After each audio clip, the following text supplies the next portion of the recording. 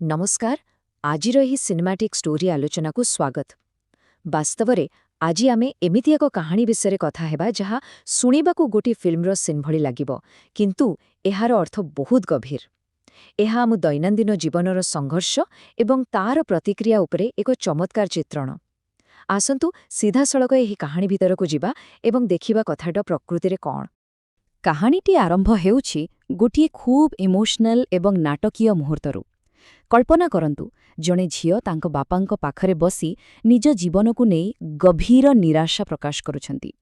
ସେ କହୁଛନ୍ତି, ମୁଁ ସଂଘର୍ଷ କରି କରି ସମ୍ପୂର୍ଣ୍ଣ ଥକିଗଲିଣି।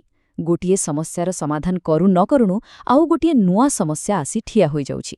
ଟିକେ ଭାବନ୍ତୁ ତ, ଏଇ କଥାଟି ଆମ ସମସ୍ତଙ୍କ ଜୀବନରେ କେବେ ନା କେବେ ଘଟିଛି, ନା ନାହିଁ? ନିରନ୍ତର ଲଢ଼େଇ ଆଗରେ ହାରିଯିବାର ଏହି ଯେଉଁ କ୍ଳାନ୍ତି, ତାହା ଆମ ସମସ୍ତଙ୍କ ପାଇଁ ଅତି ପରିଚିତ।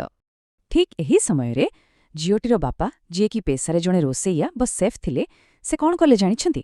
ସେ କୌଣସି ଲମ୍ବା ଚଉଡ଼ା ଭାଷଣ କିମ୍ବା ଉପଦେଶ ଦେଲେ ନାହିଁ, ବରଂ କିଛି ନ କହି ସେ ତାଙ୍କ ଝିଅକୁ ସିଧାସଳଖ ନିଜ ରୋଷେଇ ଘରକୁ ନେଇଗଲେ।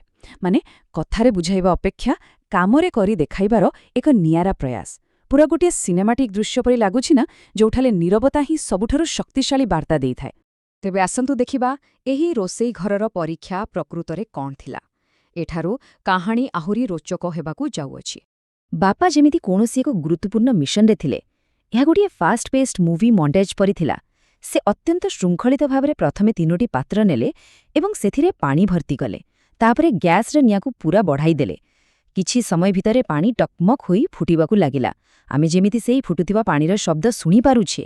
ଏହାପରେ ସେ ଗୋଟିଏ ପାତ୍ରରେ ପକାଇଲେ ଗୋଟିଏ ଆଳୁ, ଦ୍ୱିତୀୟରେ ପକାଇଲେ ଗୋଟିଏ ଅଣ୍ଡା ଏବଂ ତୃତୀୟ ପାତ୍ରରେ ପକାଇଲେ କିଛି କଫି ବିନ୍ସ। ଆଉ ଏସବୁ କିଛି ଏକଦମ ନୀରବତାର ସହ ଘଟି ଚାଲିଥିଲା। ଆଉ ତାପରେ ଆରମ୍ଭ ହେଲା ଅପେକ୍ଷା। ପୁରା 20 ମିନିଟ୍ର ଅସହ୍ୟ ନୀରବତା। ଝିଅଟି ଅତ୍ୟନ୍ତ ଅଧୀରତାର ସହ ଛିଡ଼ା ହୋଇ ଭାବୁଛି, ବାପା ଏସବୁ କ'ଣ କରୁଛନ୍ତି? ଦର୍ଶକ ହିସାବରେ ଆମେ ମଧ୍ୟ ସେହି ସସ୍ପେନ୍ସ ଅନୁଭବ କରିପାରୁଛୁ, ଠିକ୍ ନା? 20 ମିନିଟ୍ ପର୍ଯ୍ୟନ୍ତ ଘରେ କେବଳ ସେହି ପାଣି ଫୁଟିବାର ଶବ୍ଦ ଶୁଭୁଥିଲା ଆଉ ମନ ଭିତରେ ଗୁଡ଼ାଏ ପ୍ରଶ୍ନ। ଶେଷରେ ସେହି 20 ମିନିଟ୍ ବିତିଲା ଆଉ ନୀରବତା ଭାଙ୍ଗିଲା। ବର୍ଣ୍ଣର ବନ୍ଦ କରାଗଲା, କିନ୍ତୁ ଉତ୍କଣ୍ଠା ଏବେ ବି ସେମିତି ଅଛି। ବାପା ପ୍ରଥମେ ସିଝା ଆଳୁକୁ ବାହାର କରି ଏକ ପାତ୍ରରେ ରଖିଲେ, ତାପରେ ଅଣ୍ଡାକୁ ବାହାର କରି ଆଉ ଏକ ପାତ୍ରରେ ରଖିଲେ, ଆଉ ଶେଷରେ ସେହି ଫୁଟିଥିବା କଫିକୁ ଛାଣି ଯତ୍ନର ସହ ଗୋଟିଏ କପରେ ରଖିଲେ। ବର୍ତ୍ତମାନ ଏହି 3ଟି ଯାକ ଜିନିଷ ଟେବୁଲ ଉପରେ ପରୀକ୍ଷା ପାଇଁ ପ୍ରସ୍ତୁତ। ଆଗକୁ କ'ଣ ଖୁଲାସା ହେବ ବୋଲି ଆପଣ ଭାବୁଛନ୍ତି? ବର୍ତ୍ତମାନ ଆସିଲା ଆମ କାହାଣୀର ଦ୍ୱିତୀୟ ଭାଗ, ଆଳୁ, ଅଣ୍ଡା ଏବଂ କଫିର ରହସ୍ୟ।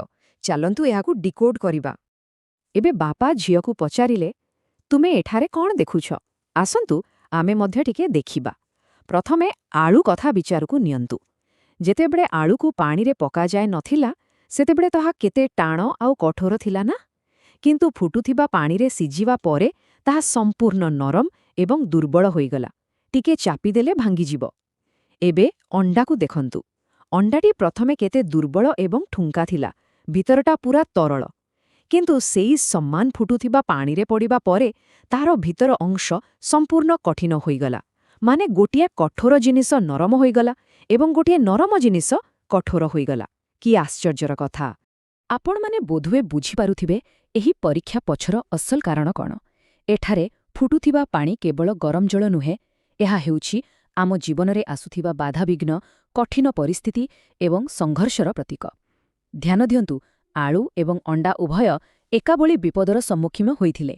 ସେମାନେ ସମାନ ଫୁଟନ୍ତା ପାଣି ଦେଇ ଗତି କଲେ, କିନ୍ତୁ ସେମାନଙ୍କର ପ୍ରତିକ୍ରିୟା ଥିଲା ସମ୍ପୂର୍ଣ୍ଣ ଅଲଗା। ଏଥିରୁ ଆମେ କ'ଣ ଶିଖିଲେ? ଜୀବନରେ ସମସ୍ୟା ସମସ୍ତଙ୍କ ପାଇଁ ସମାନ ହୋଇପାରେ, କିନ୍ତୁ ଆମ ଉପରେ ତାର ପ୍ରଭାବ କିପରି ପଡ଼ିବ ତାହା ସମ୍ପୂର୍ଣ୍ଣ ଭିନ୍ନ ହୋଇଥାଏ। କିନ୍ତୁ ପ୍ରକୃତ ଯାଦୁ, ମାନେ ସତକଥା କହିବାକୁ ଗଲେ ପୁରା ଆଲକେମି ଘଟିଥିଲା ସେହି କଫି ବିନ୍ ସହିତ। କଫି ବିନ୍ସର ପ୍ରତିକ୍ରିୟା ସମ୍ପୂର୍ଣ୍ଣ ନିଆରା ଥିଲା। ସେମାନେ ଆଳୁ ପରି ଦୁର୍ବଳ ହୋଇନଥିଲେ କି ଅଣ୍ଡା ପରି କଠୋର ହୋଇନଥିଲେ, ବରଂ ଫୁଟୁଥିବା ପାଣିର ସଂସ୍ପର୍ଶରେ ଆସିବା ମାତ୍ରେ ସେମାନେ ସେହି ବିପଦପୂର୍ଣ୍ଣ ପରିବେଶକୁ ଅର୍ଥାତ୍ ପାଣିକୁ ହିଁ ବଦଳାଇ ଦେଇଥିଲେ। ସେମାନେ ସେହି ପାଣିରୁ ଏକ ଚମତ୍କାର ସୁଗନ୍ଧ ଏବଂ ସ୍ୱାଦ ସୃଷ୍ଟି କଲେ, ଯାହା ସେହି ନିରାଶ ଝିଅଟିର ମୁହଁରେ ବି ଗୋଟିଏ ସୁନ୍ଦର ହସ ଆଣିଦେଇଥିଲା। ଏହାକୁ ହିଁ କୁହାଯାଏ ପ୍ରକୃତ ରୂପାନ୍ତର। ତେବେ ଆସନ୍ତୁ କାହାଣୀର ଶେଷ ଏବଂ ସବୁଠାରୁ ଗୁରୁତ୍ୱପୂର୍ଣ୍ଣ ଭାଗକୁ ଯିବା, ପ୍ରତିକ୍ରିୟାର ଶକ୍ତି। ଏବେ ଏକ ବହୁତ ବଡ଼ ପ୍ରଶ୍ନ ଉଠୁଛି ଯାହା ଆମ ସମସ୍ତଙ୍କ ପାଇଁ ଏକ ଆତ୍ମନିରୀକ୍ଷଣର ସୁଯୋଗ। ଯେତେବେଳେ ଜୀବନରେ ଦୁଃଖ, କଷ୍ଟ ଏବଂ ପ୍ରତିକୂଳ ପରିସ୍ଥିତି ଆସି ଆମ କବାଟ ବାଡ଼ାଏ, ସେତେବେଳେ ଆମେ କିପରି ପ୍ରତିକ୍ରିୟା ଦେବା ଉଚିତ? ଆମେ କ'ଣ ଆଳୁ ପରି ବାହାର ଶକ୍ତ ଦେଖାଯାଉଥିଲେ ବି ଭିତରୁ ଭାଙ୍ଗିଯିବା ଉଚିତ, କିମ୍ବା ଅଣ୍ଡା ପରି କଷ୍ଟ ପାଇ ଭିତର କଠୋର ଏବଂ ନିଷ୍ଠୁର ହୋଇଯିବା ଉଚିତ? ନା, କଫି ବିନ୍ସ ପରି ନିଜର ଭିତର ଶକ୍ତିକୁ ବ୍ୟବହାର କରି ସେହି କଠିନ ପରିସ୍ଥିତିକୁ ହିଁ ଏକ ସୁନ୍ଦର ଅନୁଭୂତିରେ ବଦଳାଇ ଦେବା ଉଚିତ। ଆପଣ ନିଜକୁ କେଉଁ ସ୍ଥାନରେ ଦେଖୁଛନ୍ତି? ବାସ୍ତବରେ ଏହି କାହାଣୀଟି ଆମକୁ ଗୋଟେ ବହୁତ ସୁନ୍ଦର କଥା ଶିଖାଉଛି ଯେ ଆମ ଚାରିପାଖରେ ଥିବା ପରିବେଶ ବା ପରିସ୍ଥିତି କେବେ ବି ଆମର ଭବିଷ୍ୟତ ନିର୍ଦ୍ଧାରଣ କରେ ନାହିଁ।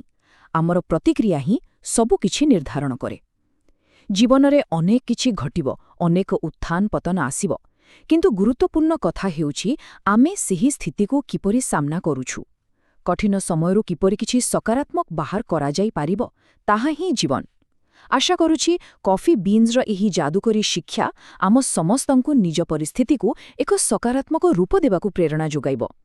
ତେବେ ଆଗକୁ ଯେତେବେଳେ ବି ଜୀବନରେ ଫୁଟୁଥିବା ପାଣି ପରି କୌଣସି ସମସ୍ୟା ଆସିବ, ଟିକେ ରହିଯାଇ ଭାବିବେ ଯେ ଆମେ ଏଠି କଫି ବିନ୍ ହବା ନା ଆଉ କିଛି।